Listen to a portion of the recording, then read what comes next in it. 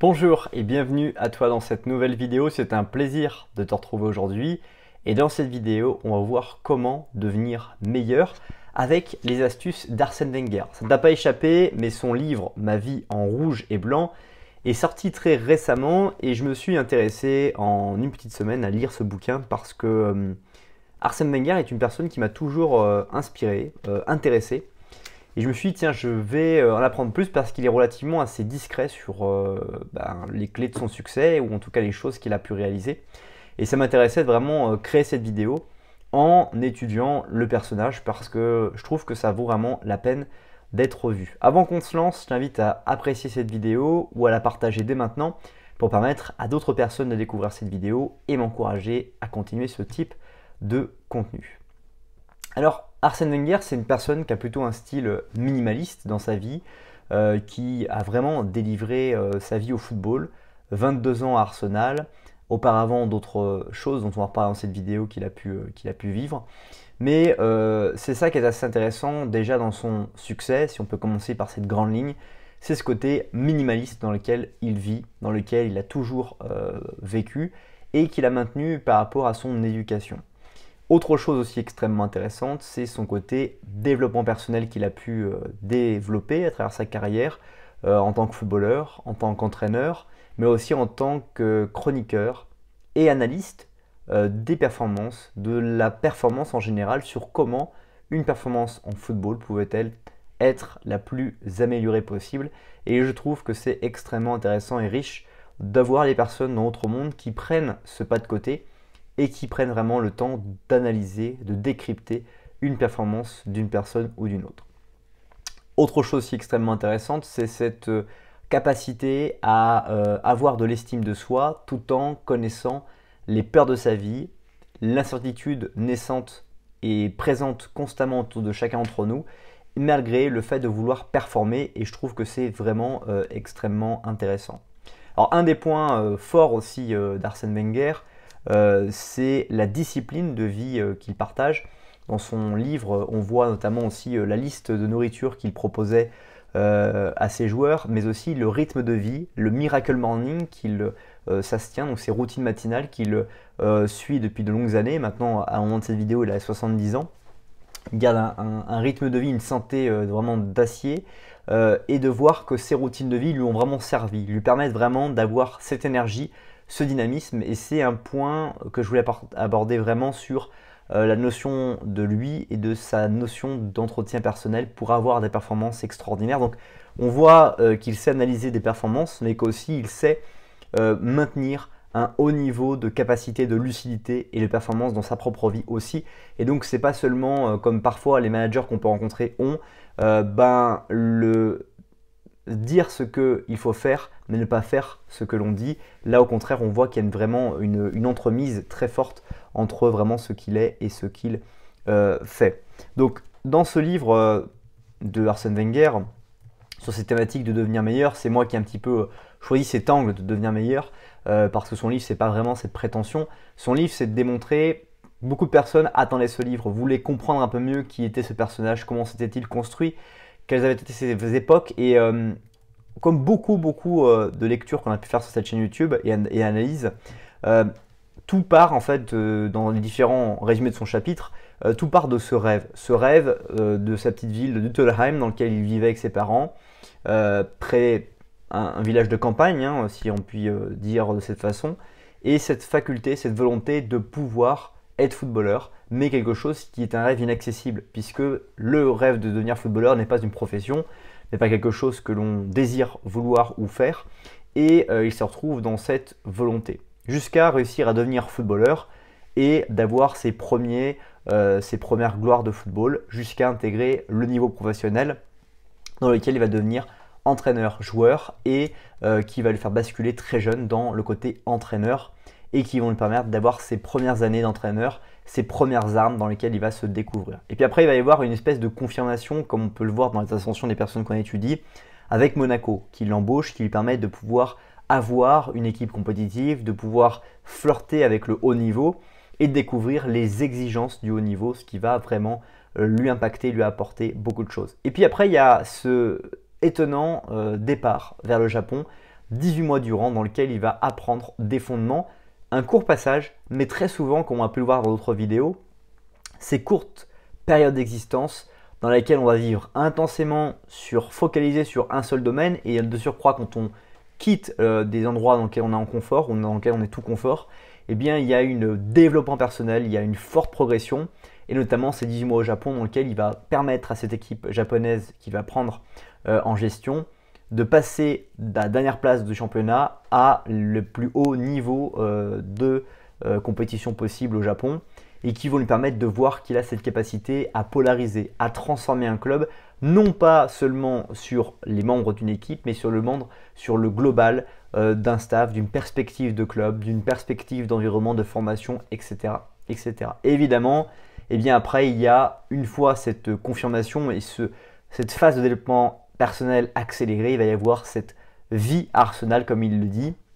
Et donc, ces 22 années de développement et de management d'entreprise. On peut vraiment le dire. Il explique que Arsenal était, comme beaucoup de clubs anglais à l'époque, des clubs qui appartenaient à des familles anglaises, jusqu'à au fur et à mesure appartenir à des Russes, des princes saoudiens, des personnalités plus ou moins riches ou fortunées aux États-Unis, et de considérer que, eh bien, il était véritablement incarné dans cette entreprise en tant que salarié, mais avec ses perspectives d'entrepreneur, sur le fait de, par exemple, comme anecdote, d'aller négocier des ballons pour ses joueurs, pour l'entraînement, etc. Négocier les contrats avec la banque pour le financement du nouveau stade, négocier la transition de l'ancien stade dans des biens immobiliers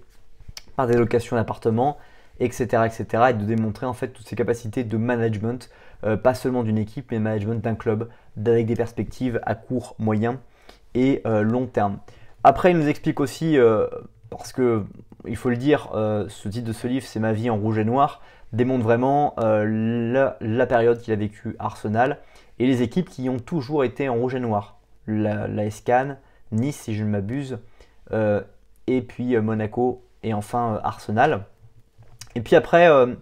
dans différentes réflexions que je vais partager avec toi dans cette vidéo, qui sont extrêmement intéressantes aussi, c'est donc sa vie après Arsenal, où il explique maintenant qu'il veut donner une vision footballistique plus rationnelle, plus harmonieuse, qui va permettre de maintenir et permettre à des joueurs de continuer à délivrer de la performance, mais sans qu'il y ait d'arrêt de jeu, parce que l'une des choses qu'Arsène Wenger n'a pas perdu de vue dans sa pratique du management du football, c'est que le supporter a un quotidien qui est parfois pauvre en émotions, et que le supporter va attendre le soir de match pour avoir une émotion extraordinaire. Et donc ce que Arsène Wenger ne veut pas, c'est que ce supporter-là se trouve dans un stade dans lequel on siffle un hors-jeu et qu'on met 5 à 10 minutes pour dire s'il y a eu hors-jeu ou pas, et que le supporter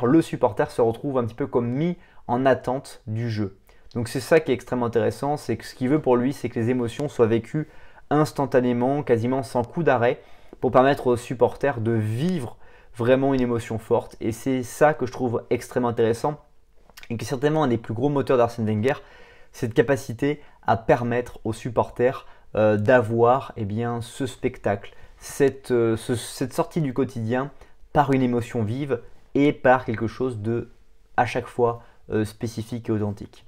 Alors pour cela, il a différents leviers, notamment le premier qui est de apprendre à faire devenir son projet à son équipe. C'est quelque chose qui est très commun quand on est manager. On a une perspective, on a une volonté de croissance, de maintien, de développement ou peut-être de restructuration de son équipe, et on va devoir faire que ce projet qui est à bras le corps, à bras notre corps en tant que manager, le faire devenir, le faire vraiment prendre à chacun des membres de l'équipe comme si c'était son projet. Et ça, c'est vraiment un élément clé du facteur de succès d'Arsène Wenger, c'est la capacité à pouvoir trouver l'outil, la façon de permettre à ses joueurs de pouvoir prendre à bras le corps leur projet. Ensuite aussi, un des points clés pour que, encore une fois, le supporter vive vraiment un spectacle grandiose, c'est de garder en tête que chaque joueur de son équipe fera sa carrière, fera sa vie avec un point très fort, avec un point fort, et que c'est l'un des facteurs clés de succès, c'est que chacun d'entre nous, on a des point fort et eh bien, il va falloir réussir en tant que manager à identifier ce point fort de ce membre de l'équipe, de le mettre au service de l'équipe et de faire en sorte qu'il soit toujours entretenu par chacun des membres de l'équipe et de faire que ça marche de concert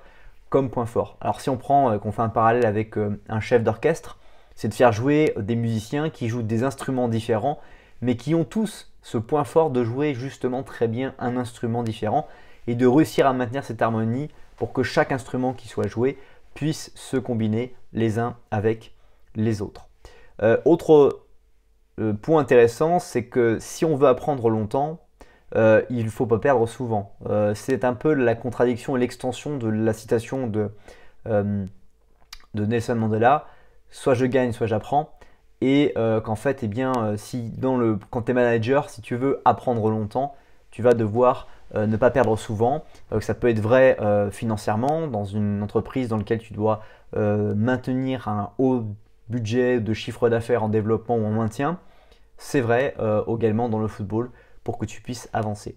Autre chose extrêmement intéressante aussi sur la performance des joueurs, c'est réussir à sentir que son joueur, que les personnes de son équipe vont avoir une analyse objective de leur performance. Ça, c'est un point qui est extrêmement clé. Une capacité à ne pas surévaluer les performances qui ont été réalisées ou à ne pas les sous-évaluer, comme parfois aussi c'est le cas par rapport au manque de confiance que peuvent avoir les membres de votre équipe. Et ça, c'est un point qui est assez clé dans cette notion de performance. C'est la capacité qu'on peut avoir à avoir une analyse objective de notre performance. Autre point aussi très intéressant de ce qu'a pu apprendre Arsène Wenger autour de sa carrière, c'est que l'endurance de la motivation que quelqu'un peut avoir, qu'un membre de votre équipe peut avoir, est bien plus forte que l'intensité. C'est-à-dire que quelqu'un qui va donner beaucoup d'intensité dans un match, mais qui ne va pas pouvoir tenir cette intensité-là, va moins être une valeur sûre à l'équipe qu'une personne qui va avoir une endurance de motivation, qui va revenir encore et encore, quel que soit ce qui arrive, et qui cherche à faire que ça fonctionne. Autre point intéressant aussi, c'est que dans une équipe, on oublie trop souvent nos qualités. Et en tant que manager, il est intéressant de revaloriser régulièrement les qualités de chacun pour qu'ils les gardent bien en tête et qu'ils savent vraiment que c'est une qualité. C'est paradoxal parce que on va avoir très souvent tendance à s'inquiéter quand on s'ausculte et à se rassurer quand on se compare. Mais parfois, on va oublier que nos qualités sont vraiment bel et bien présentes dans la routine de notre organisation. Alors que vraiment, on a des qualités que les gens observent, mais oublient parfois de nous rappeler et d'observer, de noter et de nous préciser pour nous permettre de continuer à garder cette énergie, cette performance que nous avons et que nous délivrons. Autre point intéressant dans le management d'Arsène Wenger, dans son environnement, c'est de faire venir des spécialistes toutes les 6 semaines sur des thématiques pour permettre à ces joueurs de pouvoir garder un niveau de conscience, un niveau de développement personnel fort par rapport à des choses présentées. Aussi, un des points intéressants dans la création et le développement de son équipe pour Arsène Wenger, c'est toujours être en avance sur les joueurs inconnus, les futurs talents de demain, réussir à observer, dénicher des personnes qui vont avoir un impact absolument extraordinaire dans les années à venir. Et ça, c'est quelque chose de vraiment extrêmement important dans le fait de pouvoir permettre